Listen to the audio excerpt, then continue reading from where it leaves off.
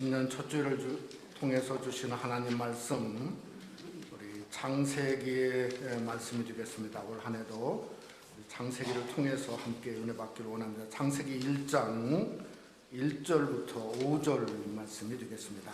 구약성경 첫 페이지에 있죠. 창세기 1장 1절부터 5절 말씀이 되겠습니다.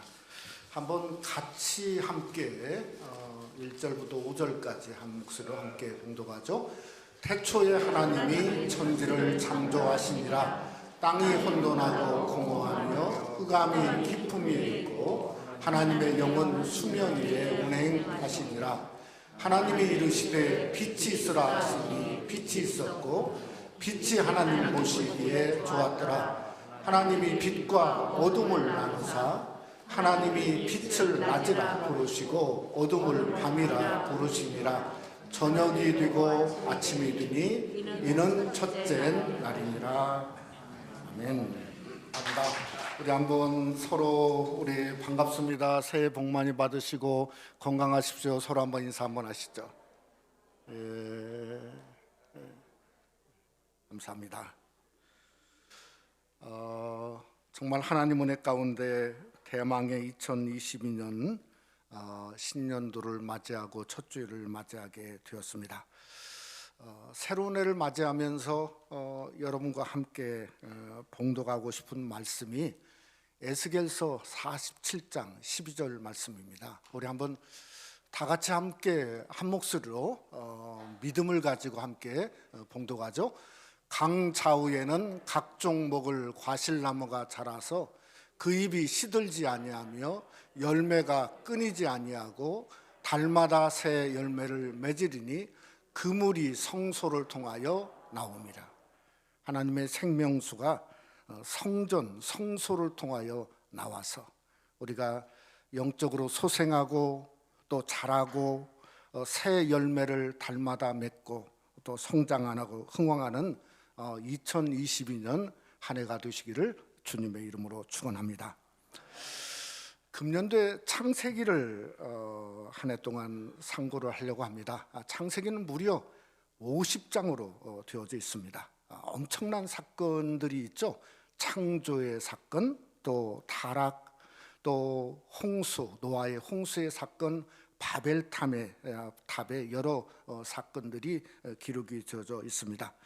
또 창세기 안에는 인류 최초의 사람인 아담, 그의 갈비뼈로 누구를 만들었죠? 하와를 만드는 사건도 있고, 또 가장 오래 사는 사람인 무두셀라가 있습니다. 몇 년 살았죠? 969년을 살았다 성경은 기록하고 있죠. 또 우리가 너무나 잘 아는 아브라함, 그의 아들 이삭, 또 야곱을 또 상고해 볼 거고, 거기에 너무 귀한 요셉이 성경에 기록되어져 있는 하나님의 사람들로 가득한 그러한 책이 바로 성경의 시작인 창세기가 되어집니다.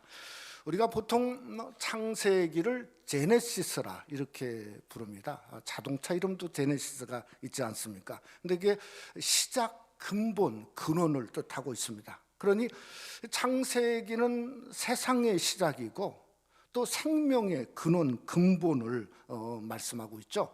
생명의 근원, 근본인데 그 중에 누가 있습니까? 바로 여러분과 우리가 있다고 하는 거죠. 그러니까 나의 존재의 근원, 근본이 있을 뿐만 아니라 내가 어느 날 하나님 부르시면 가야 되는데 왜 죽어야 되는가 하는 어떤 인간의 죽음의 근원도 창세기 안에 있게 되어집니다. 우리가 잘 아는 대로 창세기 시작은 1절에 태초에 하나님이 천지를 창조하시니라. 그러니까 하나님의 일방적인 선포고, 어쩌면 그 선포가 인생을 통해서 법칙으로 드러나 있지 않습니까? 그러니까 어떤 창조의 신앙을 갖는다고 하는 것은 먼저 어떤 모양이든지 우리가 하나님을 앞세우는 거죠. 첫째도 하나님, 둘째도 하나님, 또 한 해를 살면서 셋째도 하나님. 바로 그것이 우리의 창조의 신앙이고, 2022년도는 저와 여러분이 창조의 신앙으로 바꿔지는 귀한 은혜가 함께 하시기를 주님의 이름으로 축원합니다. 우리가 하나님의 창조는 너무 잘 아는 대로 유에서 유를 창조한 것이 결코 아니죠.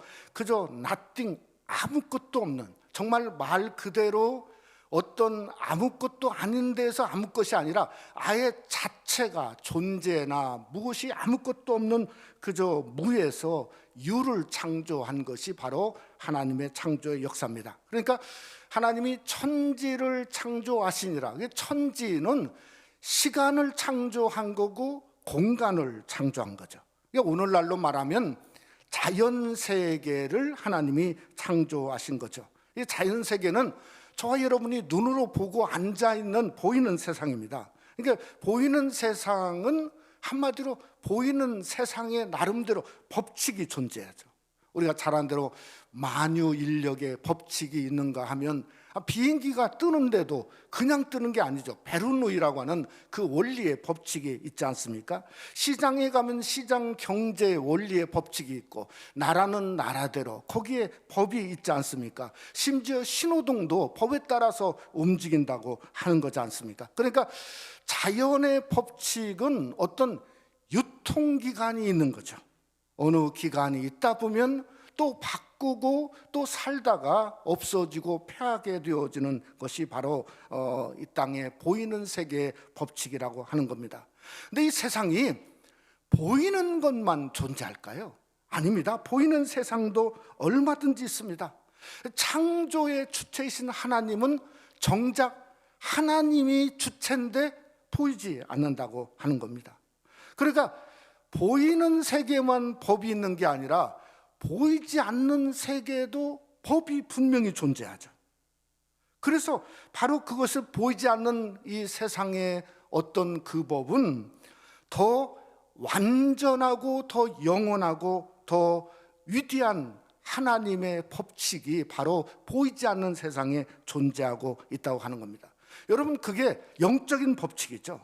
그리고 우리 성도가 왜 하나님의 말씀을 따라 살아야 되는가? 이 말씀 안에서 영적인 그러한 법칙이 있기 때문에 그렇습니다.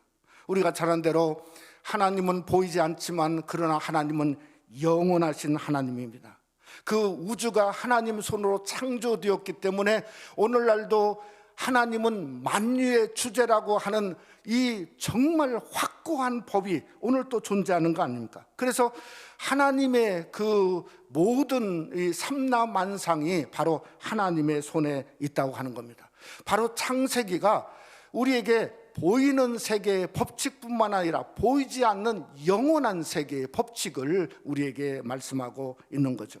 그러니까 저와 여러분이 우리가 새로운 해를 맞이하면서 어떻게 살아야 될까? 한마디로 하나님을 붙들자는 겁니다. 그저 우리가 하나님의 영적인 법칙이 세상에 있는 것처럼 우리가 하나님의 법칙으로 살고 우리 신년도에 창세기 1장을 통해서 창조의 서원인 첫째 날의 사건을 통해서 하나님의 법칙 앞에 나를 한번 세워보는 거죠. 내 가정을 세워보는 거죠. 우리의 자녀들을 세워보고 그것뿐만 아니라 우리가 섬기는 새생명 한인교회를 세워봐서 그 법칙을 따라 살고자 하는 확고한 결단이 오늘 또 신년 첫 주일에 나오신 여러분과 우리 교수께 함께 하시기를 주님의 이름으로 축원합니다. 첫째로 두 세계가 창조의 역사와 함께 나타났음을 볼 수가 있습니다. 근래 와서 세계의 가장 강대국인 미국과 중국이 본격적인 우주전쟁을 이렇게 경쟁을 펼치고 있는 것이 보여집니다. 중국은 얼마 전에 보니까 수년 내에 달나라에 인간을 보내서 인간 기지를 세울 거다 하는 것을 공약을 하고 났어요. 미국은 달이 아니라 아마 화성에 대해서 이렇게 인간 기지국을 건설하려는 가운데 있지 않습니까? 얼마 전에 한 2주 정도 되는 것 같아요. 그저 달나라에 탐사선을 보냈는데 화성의 그 적도 부근, 거기도 적도라고 하는 게 있는 것 같아요. 그 부근에 그저 그랜드 캐년에 맞먹을 정도로 엄청난 얼음덩이가 그 땅 속에 있다는 거예요. 그래서 세상이 나름대로 떨쳐가는 가운데 있습니다. 근데 여러분, 한번 우리가 생각해 볼 건요, 실상은 어떤가? 실상은 그저 실상은 창세기 1장 2절 말씀처럼 땅이 혼돈하고 공허하다. 그 뜻이 뭐냐면 형태가 없다는 거예요. 질서도 없다는 거예요. 우리가 보지만 거기서 보나온 사진들을 보면 형태도 없고 질서도 없고 생명도 없고 뭐만 있죠? 황량한 물질만 존재하는 거죠. 어떻게 보면 지구를 빼놓고는 모든 우주가 그저 물질만 존재하지 않을까, 그 이상도 아니고 그 이하도 아닐 거라는 생각을 하게 되어지지 않습니까? 우리가 살고 있는 지구가 참 아름답습니다. 어떻게 보면. 근데 겉보기만 그렇습니다. 집들, 조성한 그 아름다운 것들이 너무 많습니다. 그런데 왜 겉보기만 그러냐면 홍수라도 한번 지나가고 훑고 지나가면 그 아름다운 길들이 보이지 않아요. 그 집들도 보이지 않아요. 거기에 사는 사람들도 한마디로 뭔가 혼돈 자체의 땅에 묻혀진 모습을 보면서 느끼는 게 뭡니까? 결국 혼돈하고 공허한 거죠. 우리 지난 2주 전에 콜로라도, 지난주인가요? 콜로라도에 한꺼번에 수천 채가 불이 탔어요. 그러니 형체도 없고 혼돈하고 공허한 거죠. 여러분, 하나님이 없는 인생은 어떤가? 로마서 3장에 보면 사도 바울이 이렇게 말합니다. 의인은 없나니 하나도 없으며. 그러니까 하나도 없다는 거예요. 근데 성경은 계속해서 말하기를 로마서 3장 13절로 15절에 보면 그들의 목구멍은 열린 무덤이요 그 혀로는 속임을 일삼으며 그 입술에는 독사의 독이 있고 그 입에는 저주와 악독이 가득하고 그 발은 피 흘리는데 빠른지라. 그러니까 한마디로 하나님이 없는 모든 인생은 케이오스라는 거예요. 혼돈이죠. 피 흘림이죠. 공허한 인생 밖에는 남을 것이 없다고 성경은 분명히 말씀하고 있다는 거죠. 근데 오늘 성경에 보니까 또 다른 세계가 하나님의 창조에 등장을 하고 있습니다. 2절 말씀에 보면 이렇게 말합니다. 하나님의 영은 수면 위에 운행하시니라. 이건 전혀 다른 영적인 세계죠. 성령의 세계죠. 마치 그저 땅의 혼돈과 공허의 그 땅 지구를 성령의 하나님이 품고 있으면서 운행하시는 거예요. 이 모습이 어떤 모습이냐면 마치 닭이 계란을 품고 있듯이 지구에 생명을 주시려고 성령의 하나님이 품고 있는 모습이에요. 지난 몇 주 동안 비가 엄청 왔지 않습니까? 남가주가 그동안 얼마나 메말랐습니까? 그저 완전히 산에도 그냥 벌거숭이가 다름없어요. 그런데 참 놀라운 건 뭔가, 아니 2주일 동안 비가 오는데 요즘 땅을 보세요. 땅에서 올라오는 초목, 그 풀들, 그 올라오는 모습을 보면 야, 이렇게 생명력이 있는가? 왜? 성령이 품었다 이 말이에요. 성령이 품었다. 그러니까 성령이 품음으로 말미암아 지구는 생명력이 있는 땅으로 되어져서 지금까지 그 생명 역사가 일어나게 되어진 거죠.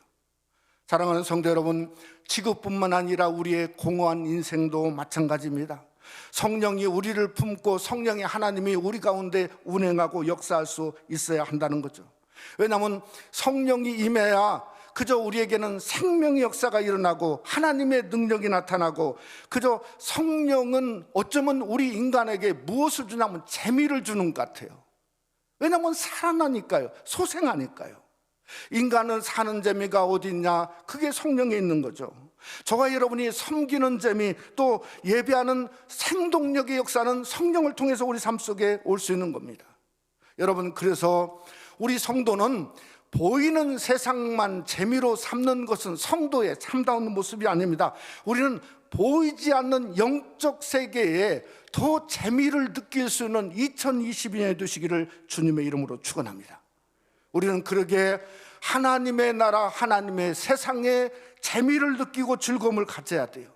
거기에 저와 여러분의 근원이 있고 생명이 있고, 또 거기에 뭔가 바로 창조의 역사가 오늘 또 일어날 수 있기 때문에 그런 재미를 22년도에 한번 발견하시기를 주님의 이름으로 부탁을 드립니다. 저는 인간은 무엇인가 하면, 인간은 낀 존재, 끼어있는 존재. 어떤 데 끼어있냐면 육과 영에 끼어있는 존재다, 이렇게 생각을 합니다. 여러분, 인간은 육신이죠. 또 보이는 세계는 육의 세계지 않습니까? 사람들은 보이는 것 때문에 울고, 그것 때문에 힘들어하고, 그것 때문에 웃습니다. 그런데 우리 인간은 낀 존재이기 때문에 보이는 육으로만 만족할 수 없다는 거죠. 무엇으로 만족하나? 영으로 만족하는 거죠. 창세기 2장에 보면 하나님이 흙으로 사람을 지으시고 그 코에 생기를 부어 넣으시니 생명이 되었다는 거예요. 그러니까 성령이 사람에게 숨을 불어 훅 하고 불어 넣으시니 생명이 된 거예요. 생명이란 뜻은 쉽게 말하면 하나님의 숨을 쉴 수 있는 영적인 존재가 되었다는 거죠. 그래서 전도 3장은 하나님이 사람에게 영혼을 사모하는 마음을 주셨다는 거예요. 우리 인간은 낀 존재입니다. 육의 존재이면서도 영적인 존재죠. 근데 육이라고 하는 것은 잠언 27장에 보면 그저 음부와 유명과 사람의 눈은 만족함이 없는 거예요. 그러니까 아무리 누려보고 가져보아도 인간의 육신은 한계가 있을 뿐만 아니라 만족이 없는 거예요. 진정한 만족은 영에서 찾아야 돼요. 영적인 만족함을 느낄 때 성도는 그게 진짜 만족함을 느낄 수 있는 거예요.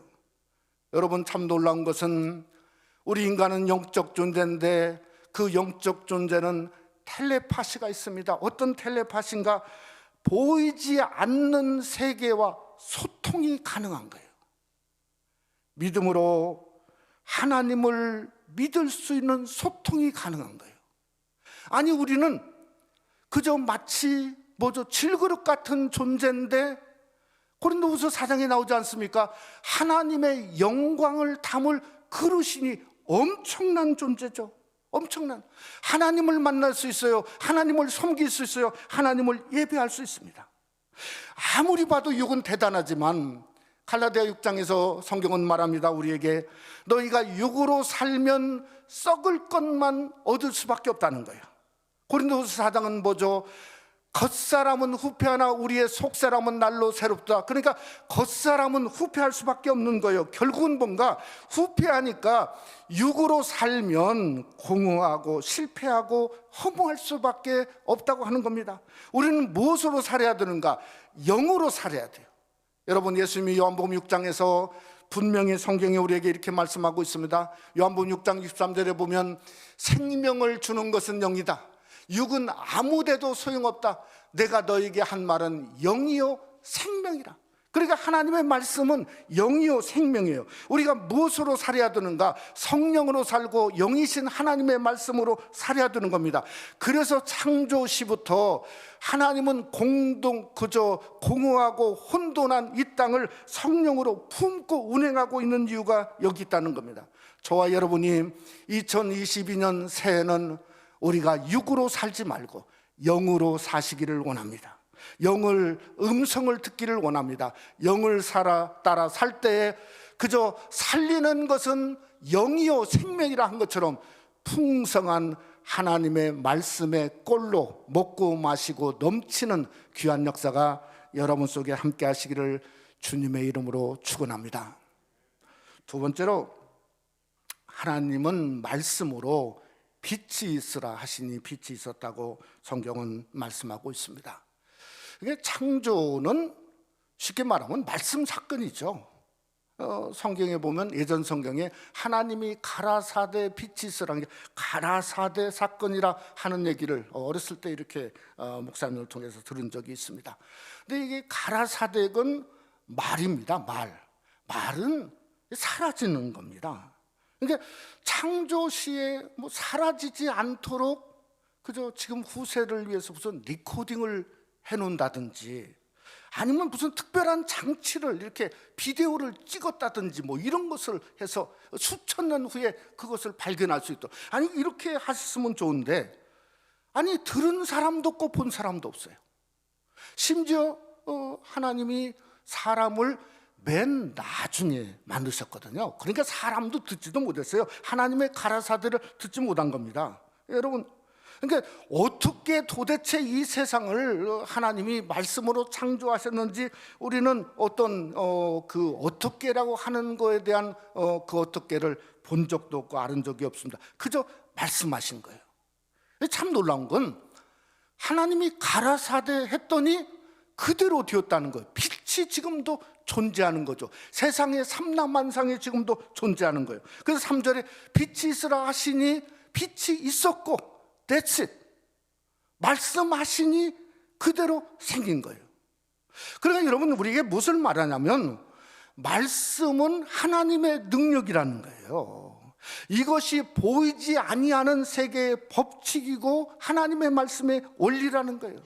사람들은 보통 이런 얘기합니다. 그저 한 귀로 듣고 한 귀로 흘려버린다. 근데 하나님 말씀은 그렇지 않습니다. 한 귀로 들었던지 두 귀로 들었던지 마음으로 들었던지 하나님 말씀을 들으면 잘합니다.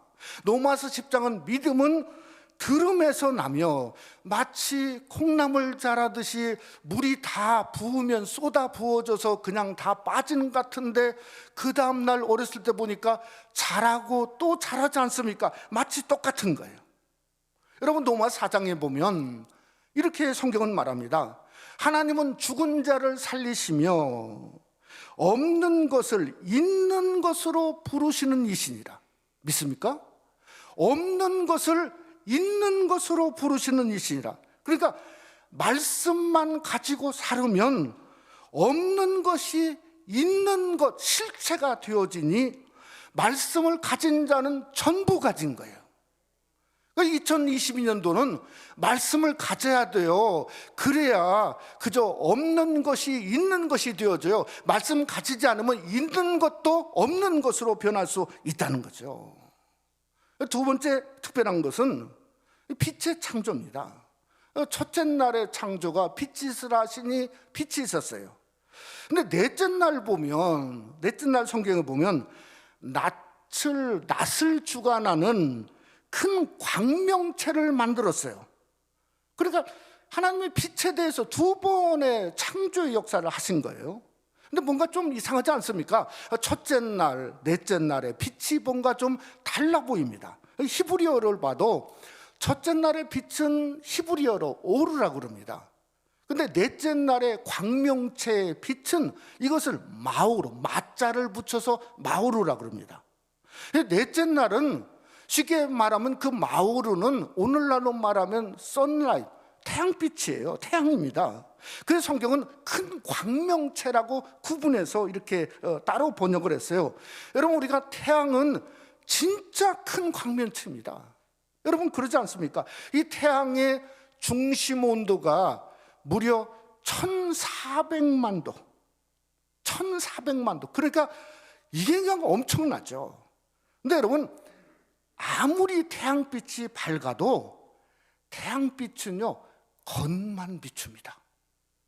아무리 밝아도 아예 태워버리면 태워버렸지 그걸 뚫지를 못합니다. 뚫는 것도 한계가 있어요. 뚫지를 못합니다. 그러니까 절대 속을 비출 수가 없는 거예요. 그런데 첫 번째 빛인 오르는 성경의 뜻대로 하면 근원을 뜻하고 있고 본질을 뜻하고 있고 생명, 원동력을 뜻하고 있습니다. 그러니 그 첫 번째 빛은 뭔가 하면 속을 보는 거예요. 속을 뚫는 거예요. 관절과 골수를 찔러 쪼개기까지 하는 히브리 4장의 말씀은 말씀의 빛이 임하면 관절도 골수도 찔러 쪼개기까지 하는 수술한 것보다도 더 완벽한 하나님의 힐링의 역사가 일어나는 거죠. 왜? 하나님의 말씀의 빛이 그저 관절과 골수까지 찔러 쪼개게 할 정도의 빛이니까. 그러니까 저와 여러분의 영혼을 살리고 영혼을 비추는 빛은 뭔가 첫 번째 날에 오르락은 비추고 그것을 일명 우리는 영광의 빛으로, 저와 여러분이 사모하는 쉐킨의 영광의 빛이라고 말씀할 수 있다고 하는 겁니다. 여러분, 3절에 영어로 이렇게 말하죠. Let there be light. 비라고 하는 것은 비동사, 존재 동사지 않습니까? 그러니까 그저 빛이 존재해요. 마치 말씀이 육신이 되어 이 땅에 예수님이 오신 것처럼 요한복음 1장에도 참빛이 존재, 빛의 존재로 이 땅에 주님이 오셨다는 거예요. 그러니까 저와 여러분이 예수님만 따르면 마치 말씀을 따르는 자가 되는 거고 빛의 존재 속에 함께 거하는 삶이 될 수 있다고 하는 겁니다. 그래서 요한복음 8장 12절 말씀에 보면 이렇게 말하죠. 예수께서 또 말씀하여 이르시되 나는 세상의 빛이니 나를 따르는 자는 어두움에 다니지 아니하고 생명의 빛을 얻으리라. 그러니까 저와 여러분이 2022년도에 뭔가 하나님의 영광의 빛, 그저 말씀이 육신이 되어서 주신 이 땅에 주님을 따르면 우리는 어둠에 다니지 아니하고 가는 곳마다 생명을 낳게 되고 생명의 빛을 얻는 성도의 삶이 바로 여러분이 되시기를 주님의 이름으로 축원합니다. 오늘 4절에 보면 하나님이 빛과 어둠을 나눴다는 거예요. 빛에서 마치 어둠을 뽑아낸 것처럼 이렇게 우리가 생각할 수 있습니다. 그런데 그런 뜻이 아니에요. 하나님이 빛과 어둠을 완전 처음부터 따로 구분했다는 거예요. 이 구분된 모습이 뭔가 하면 애굽의 재앙에서 나타나지 않습니까? 10장 중에 9번째 장이 흑암장입니다. 근데 완전히 구분되었어요. 똑같은 빛인데 근데 애굽 땅에는 완전히 어둠이었어요. 근데 고센 땅에는 하나님의 영광의 빛이 존재했어요. 그러니까 따로 구분한 거죠. 여러분, 한 해도 우리가 어디를 걸어가야 되는가, 우리 삶이 왜 구분되고 성결한 삶을 살아야 되는가. 왜냐하면 우리는 어두움을 그저 구분한 어둠 속에 들어갈 필요가 없는 거예요. 들어가면 빨리 나와야 되는 거예요. 그저 빛을 나의 것으로, 내 가정인 것으로, 내 삶의 중심으로 삶아서 빛을 걸어야, 그 속에 걸어야 생명의 빛 속에 걷는 인생의 삶이 될 수 있다고 하는 겁니다.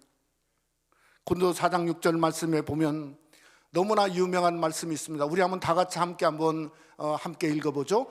어두운 데 빛이 빛이라 말씀하셨던 그 하나님께서 예수 그리스도 얼굴에 있는 하나님의 영광의 아는 빛을 우리 마음에 비추셨느니라.